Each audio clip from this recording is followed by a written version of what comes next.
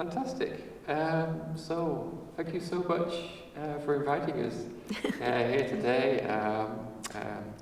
And we've enjoyed coming over the ferry here and looking at the ashram buildings. It's been quite a joy for us here today.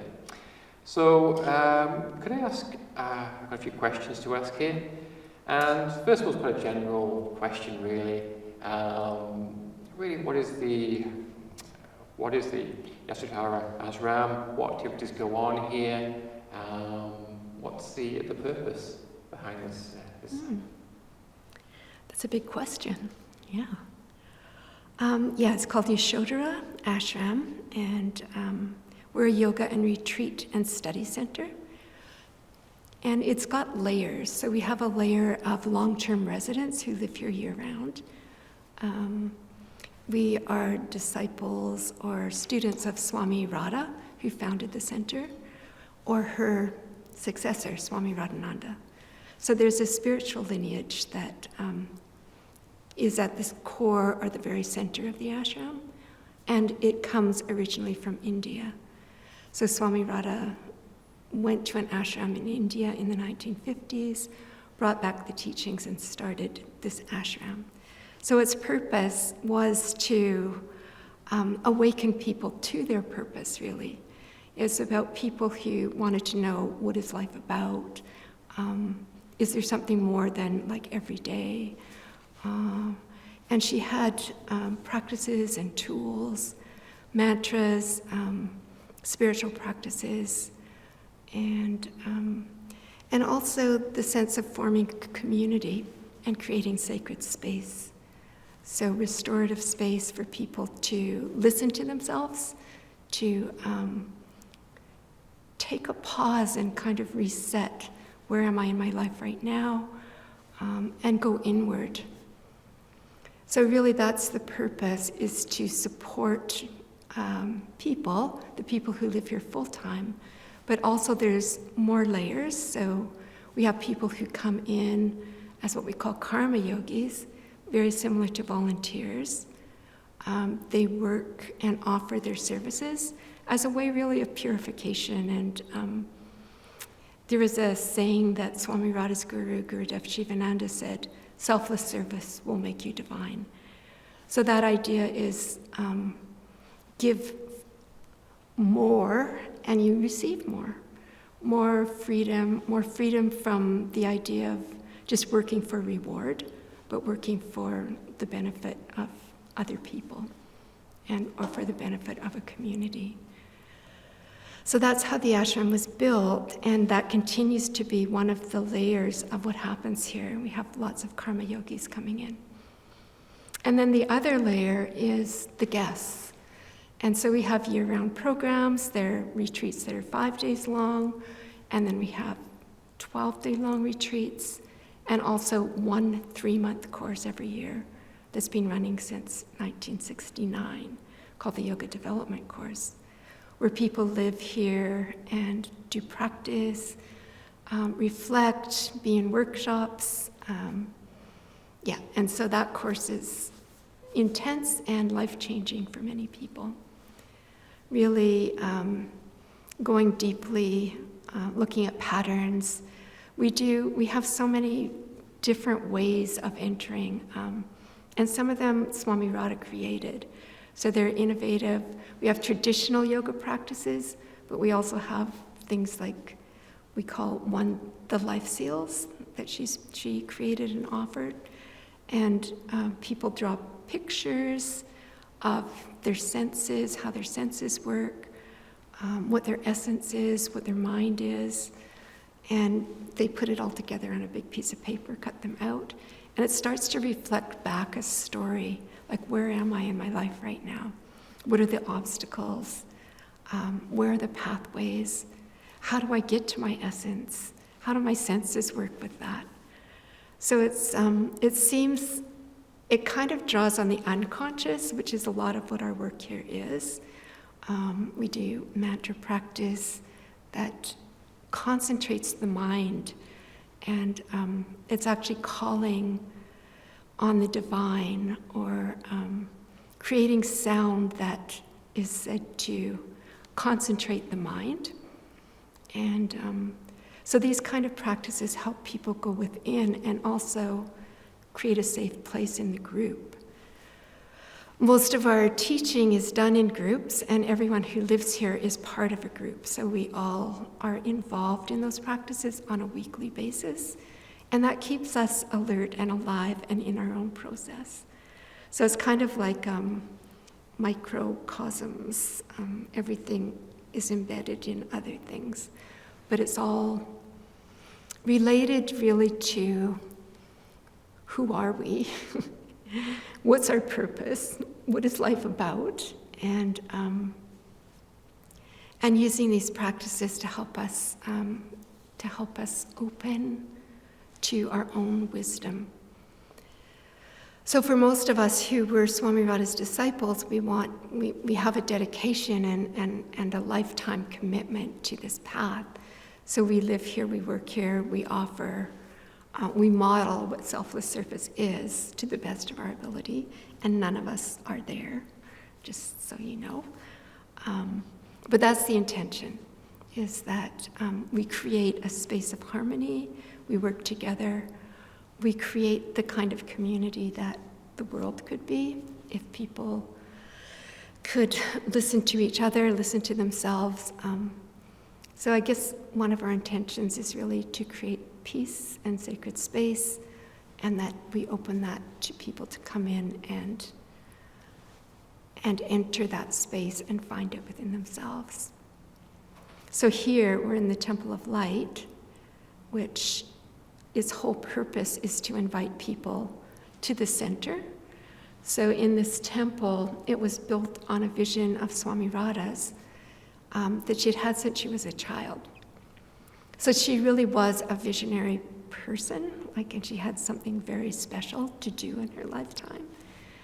And so she used to see this round temple that was overlooking water with mountains and trees all around. And she wondered, was it a dream? Is it something real? What is it? And she kept having it and repeating through her lifetime until they built the foundation for this temple here in 1960, the mid-60s. And then she stopped having the dream because there was like a foundation in reality. But her dreams of the temple were that people from all different traditions and religions would come together, that each doorway represented a way in. So people didn't give up their tradition, but they would find in the center the light that united them. So that light of the heart, or the light of wisdom, or the light of understanding. So it was always a vision of respecting the differences of the different traditions, but finding the center. And just like as people, we're very multifaceted, but do we also have a center of light or wisdom? And so here we work with different techniques. We work a lot, like I said, with drawing, with visualization, with sound, with our bodies, with dance, with asana, relaxation, lots of different ways to enter. But kind of curiosity, like what is the mind? What is consciousness? A lot of inquiry, a lot of investigation. Who am I? And where do I want to go from here? So people have lived full lives often when they come here. Some are young, so they're just really starting out. But many are older, retired people, like what do I do now? Middle-aged people, like how do I get a break from the busyness of my life? Family people, yeah. So the ashram is really, it's really meant to hold diversity, and yet it does have that purpose of questioning the purpose of life and listening, because it's so unique for each person. It's not like everyone is going to have the same purpose, but what's happened so far, and where do I want to go from here? So setting those ideals for direction, I think, is really important to us. Why the Kootenays? Was there any particular reason that we have this centre here? It was. Yeah, there is a reason, an irrational reason. So when she came back from India, Swami Radha was living in Montreal, and she wasn't Swami Radha when she left for India. She was Sylvia Hillman, a 44-year-old woman who was an immigrant to Canada, kind of left everything to follow this calling, like this another vision that she had to come to this specific person in India, Gurudev Shivananda in Rishikesh. And while she was there, he could see how she was so connected, and in his language, that they had lived and worked together in previous lives. And for her, it was like finding something that she already knew and just awakening to it. But then when he sent her back and he told her, let the Lord take care of everything. What do you think has supported you all this time? So don't work for money, just go back and let the Lord take care of everything. And she was, it might work in India, but it won't work in Canada. And Montreal's cold, and I can't just sit under a tree and people won't gift me money, and how will I live? So she was given this really huge challenge. She was quite afraid as she entered back into Canada. She didn't know what would happen. But she did what he said, and she lived on faith. And people did come, and they did support her. And she would go out and she would do TV interviews and tell people about what she'd learned. And then someone offered to give her a lecture tour, and she ended up coming west to the coast. And they really wanted to support her in Vancouver. So she ended up moving to Vancouver, and she started a little center there. She started the first metaphysical bookstore in Vancouver before Banyan Books. And what she found was that people couldn't really concentrate in the city, that they were too busy, too distracted. And so she started looking for a place. And she used to do these things so she was in the bookstore, and she said to herself, well, the first person who comes in tomorrow, they will tell me where to start looking for my place in the country, for my ashram. And the first person who came in said, oh, Swami Radha, you should go to Banff. That's where I live. And so she recognized she'd made this deal with the divine, and so she and a couple of her people, her young people, set off for Banff. They couldn't find anything there. She was kind of thinking it was really, really cold there too. And then she saw this tiny little ad in a newspaper, and it was for a place in the Kootenays. And so she followed that trail and came here, and was eventually shown this property. And so when she walked on it, she had a very special experience. It was overgrown. It had been vacant for 7 years, just a few little cabins on it. But as she walked the land, she felt something really special. And when she went down to the beach, and they were showing her the lakefront, and it has little pebbles, and she said the pebbles became really luminous, and it was like they were jewels. And she felt like she was walking above the ground, like she knew that this was the place. And so that's how she came to live here. And also because it represented that place where the temple would be, that she had had since childhood, because it had water in the front, it was in the mountains, had the trees all around. And it took a while to find that place for this temple because of it was like overlooking a cliff, and they eventually did. Someone made a tiny little house here and invited her up, and that's when she saw the view. She went, yeah, that's where the temple needs to be. So somehow it was the vision that brought her to this space, and The other thing that she said, and of course this really depends on your viewpoint of past lives or not and reincarnation, but she said, it was my old hunting ground. It felt like I'd returned to my old hunting ground, and that there had been sacred places here before.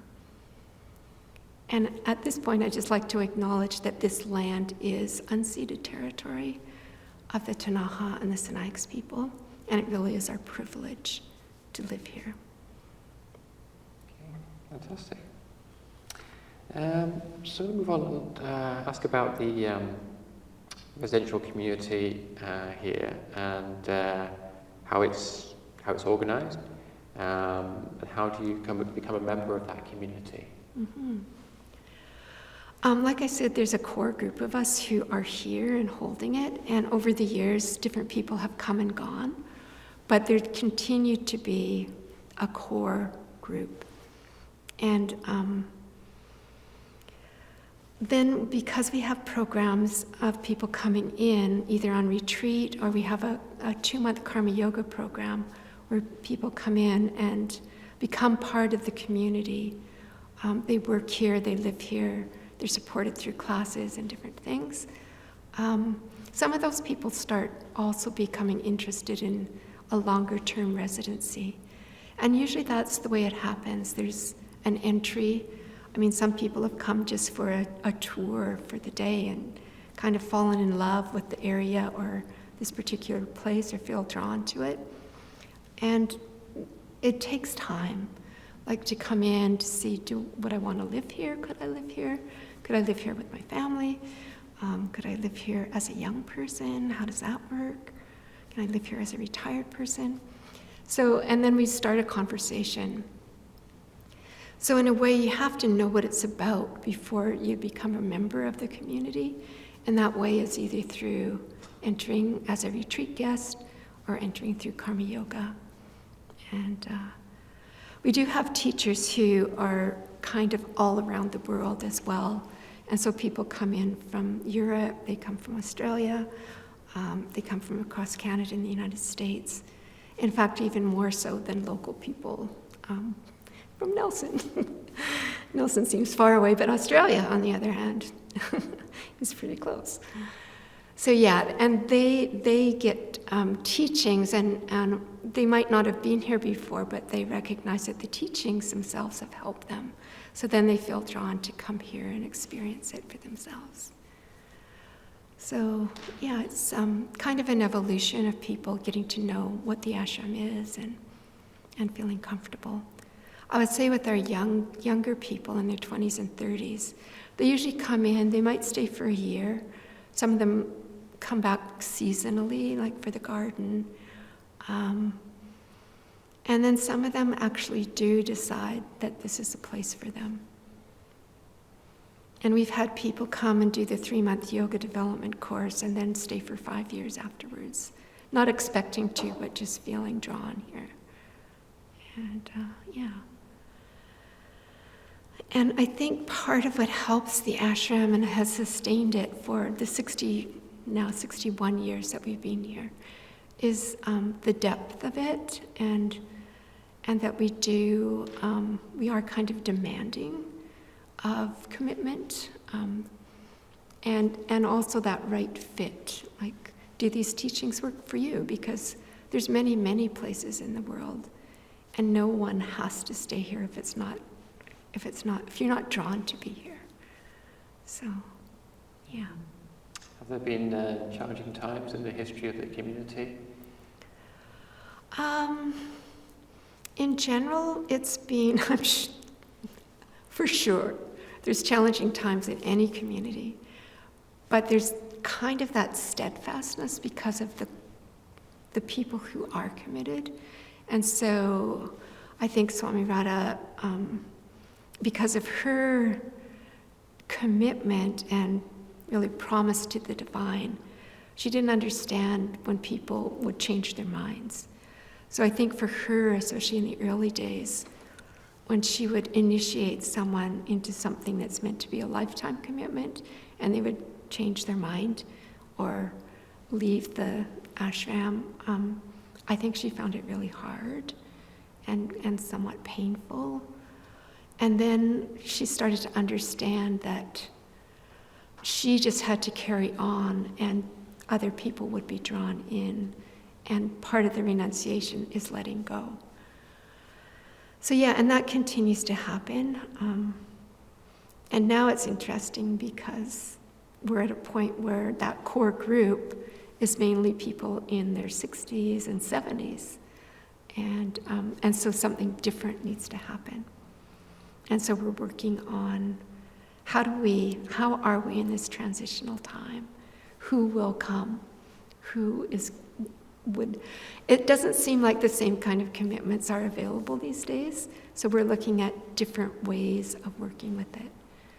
So we're inviting younger teachers to come in from wherever they are to help teach. We're working seasonally with the young people who do love to come here, but for shorter times. And then there's a few who are steady and a younger generation. But I feel that's the challenge of this particular time. Yeah, creating that bridge to what will happen next. But when I think of what Swami Radha did, like come back from India with nothing and live on the grace of the divine, we have this whole ashram, like it's so beautiful. We have money in the bank, which is amazing. We do have all these teachers that are trained. So part of our thing too is to trust that what will happen next will happen.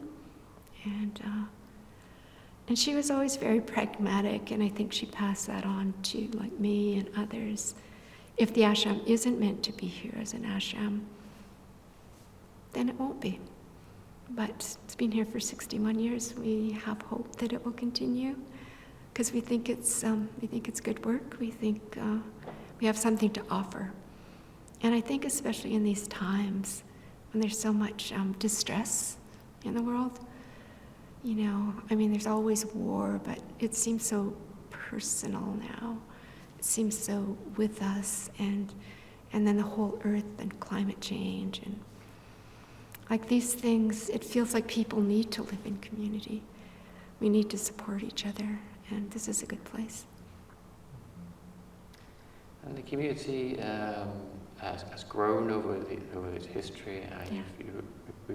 You've shown us some of the buildings that have been built over that period. How many are in the community at the moment? I think right now there's between 40 and 50 people here on the grounds. Some of them have just finished the 3-month course and are staying on to do Karma Yoga. Some of them are Karma Yogis who are here for the 2-month program. So there's about 20 to 25 people who are residing here, probably 15 who live here year after year after year, and some are here for a year or two. So yeah, and our numbers expand to about 70, 75 in the summer. This is post-pandemic. Pre-pandemic, we would go up to 100. But we've changed how we're doing things, so we're giving ourselves a little more space between things, not kind of overdoing it. We've created a different rhythm. We used to start with Family Week, which was just right at the end of June, and there'd be like 50 kids and 50 parents. And we'd have to rearrange everything, little cots in rooms and different programs for every age group.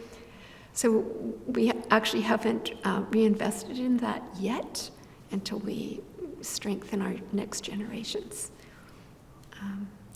Who can hold that? I think there was a fire here. There was, yeah. So the temple that was built here earlier, so that was Swami Radha's dream, the first temple. It was kind of, she designed it really to match her vision. And then it was built in 1992, finished. So the foundation was built in the 60s, but she had many other things to do. Finally, in the early 90s, it was completed, and we had a beautiful celebration. And then in 2014, that temple caught on fire from some work that we were doing on it. And that was really hard. It was really, really sad because it was like such a special place. And we thought, we need the temple. We need that symbol of the light and that vision. We need to carry that forward. So we decided to rebuild, and this temple that we're sitting in now is actually right on the very foundation of the first temple. So that foundation lasted. And we had really special architects, the Patcos from Vancouver, redesigned the building, and we worked really closely with them. And I feel like this temple, the first temple was very geometric and solid. And this temple actually has movement, and it's almost like the next iteration. And it feels like it's more open to the outside, which here is more open to nature, which is so important to us, but also more open to what's happening in the world around us. I think the first one was more, the ashram was really originally kind of cloistered and closed, and people outside didn't really know what it was, and local people were suspicious of it. And then as we built the temple, actually, we really invited people in. And the first temple was built mainly by local carpenters and contractors, as well as the people who lived here. It was very hand-done and experimental. And it lasted well and was beautiful. And then this one, so what followed that was we started opening for the Strawberry Social and inviting everybody in to celebrate the temple. And then we did that for like decades. And that was really a community gathering. And we'd get the strawberries from Christine and serve people up. It was beautiful as well. And we only stopped with the pandemic and with our aging population. Again, we're taking a breather from doing so many things and just pacing ourselves a little bit more. But yeah, the temple burning was tragic, and it also brought, like every interruption or every disruption, brought something new. And I think our awareness too of the Indigenous people, of the land, has grown a lot, and we've made connection with the Tanaha, the Yakanuki in particular, and also with the Sinixt people. And that's part of the respect for the land and inviting them here. And then they've taught us things. We had a couple people from the Yakanuki walk with us through the land, and they started building one of their canoes here. And we helped them with the cattails for their teepees, their special teepees.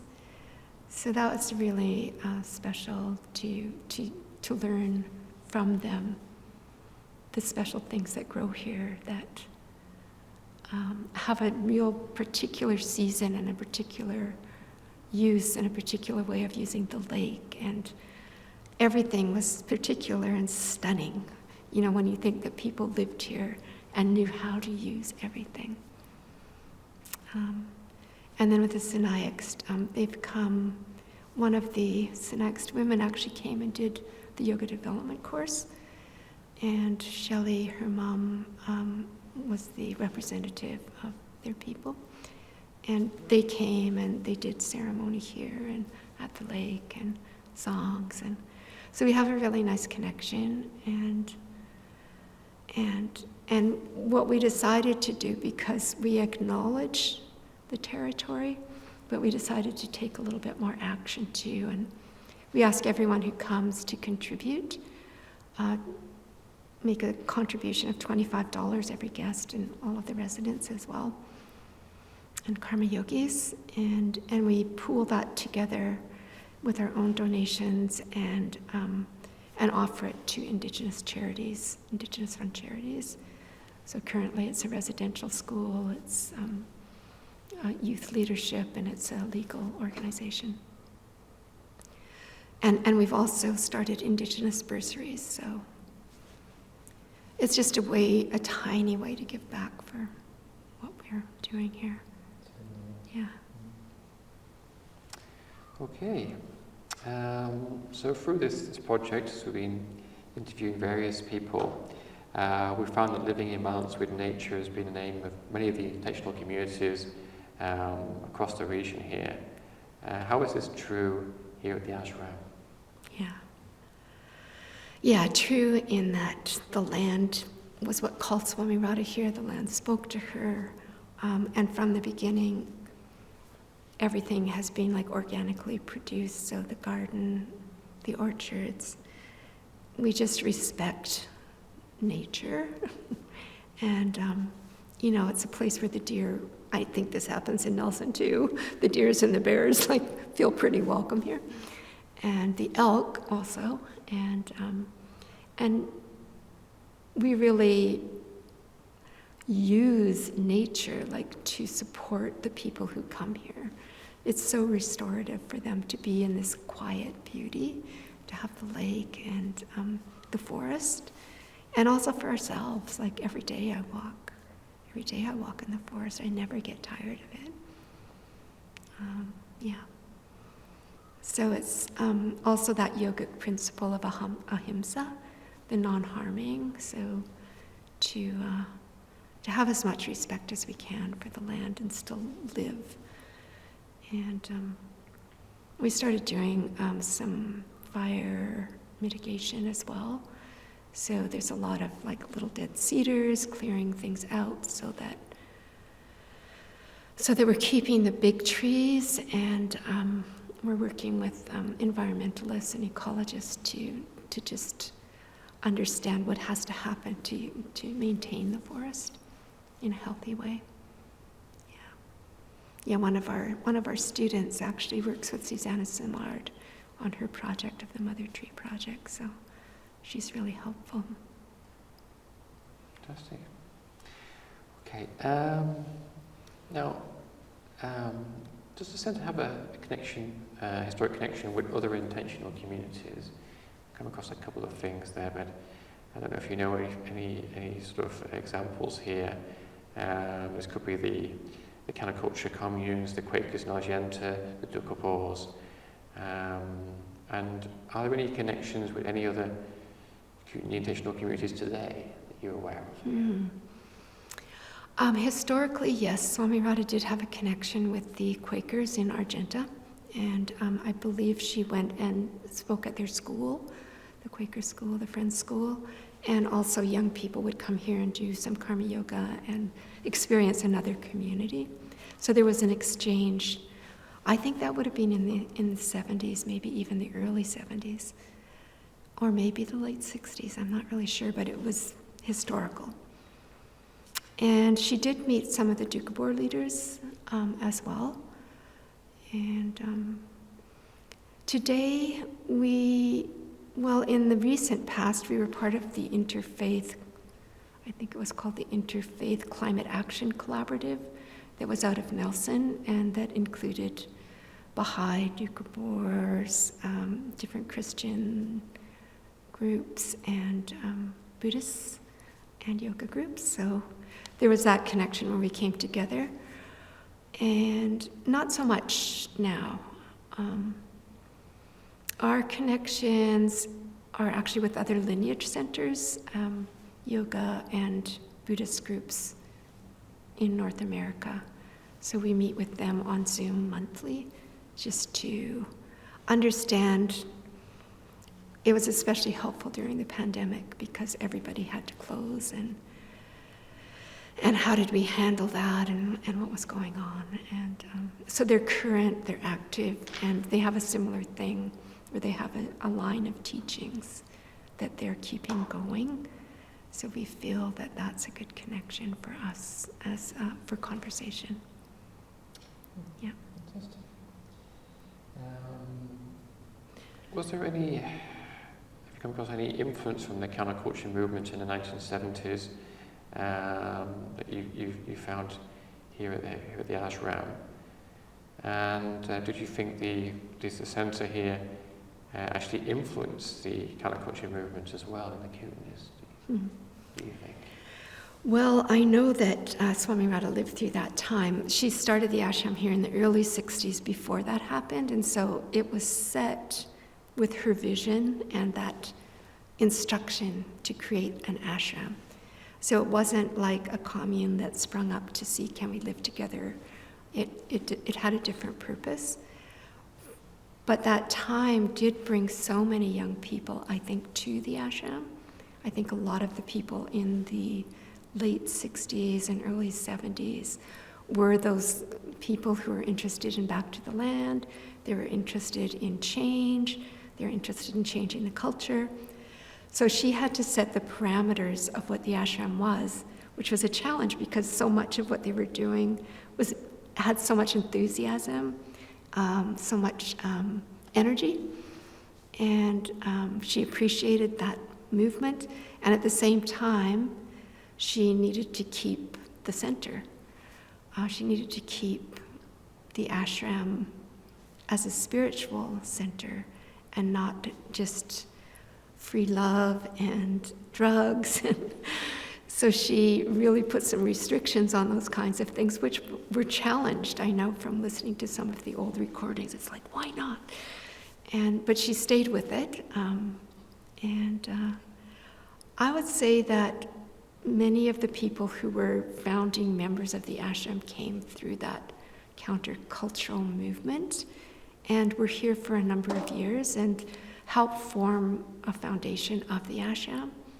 And I know some of them are still associated with us, have gone on to live a different life, but one person in particular just sends really great and recurring donations for his gratitude for how that time changed his life and made him aware of what he wanted to do with his life. So yeah, I think it had impact on individuals in particular. I'm not sure how much it had impact on the Kootenays, except for its staying power. You know, like the ashram just continued to be here through the ups and downs of all the communal things that have happened. Because what Swami Radha said is people try to relate on this level, horizontally, but there needs to be something that you're moving towards together, some higher purpose, and that's what has kept it going. Is it's not just, oh, we want to live together and be friends and help the land. It's like, no, we want to actually help more than ourselves. We want other people to benefit from what we're doing, and we do have teachings that have helped us, so we want to share those. Yeah. Fantastic. Okay. And last question, really. Yeah. Well, you sort of really answered it in many ways here, actually. So maybe we'll leave that one because I'm asking about how the ashram has affected the Kootenays, but you sort of answered that, I think. So how it's what? Sorry? How has the ashram affected the Kootenays? Affected them, yeah. Is there anything you want to add to that? Well, I mean, just by being here this long, by Gary Jackman, who's the RDCK director for this area, he said that the ashram is like an economic engine, actually, for the East Shore. So it has that really practical benefit. I mean, we do draw people from around the world, so I think it adds diversity to the culture here. We support so much locally. We produce 25% of our food for ourselves and our guests, but we also buy locally from Creston. Yeah, I think the people locally also feel that this is their community. It is their spiritual home. Now that we've reopened, which is so great, we've opened community class again. People are coming back. People can come in and wander the grounds, come to the temple, go to the prayer rooms, go to the beach. So it's a community place in many ways, and the other thing that we do is here in the temple every night is we chant and offer prayers for a prayer list, so anyone can be on that prayer list. And it's like sending out really positive vibrations to the community, to the surrounding area, and to the people in need, and for peace in the world, for all of those good things. So it's a more subtle thing, but that vibration of being a center of light, I think, we've invested in the vision that light is powerful. And for us, like, light is consciousness, it is wisdom, it is compassion, it's love, it's all those things that we aspire to. And instead of just having deities or one religion, it's like light is recognizable in different traditions, and that's the neutral place of meeting. And there's just so much division in the world that I think any place that encourages respect for difference, but also coming together in unity, I think it's really important. I think it affects the community, the Kootenays. I think it affects the world. The more places of light, the better, And that happens when people group together with ideals and purpose. And we love the Kootenays. It's the best place. Happy to be part of it. Yeah. Okay, well, I think that's a lovely point to conclude this. Thank you so much for You're welcome. this interview today. This is what we do at the end. Namaste, the divine in me, light in me, sees the light in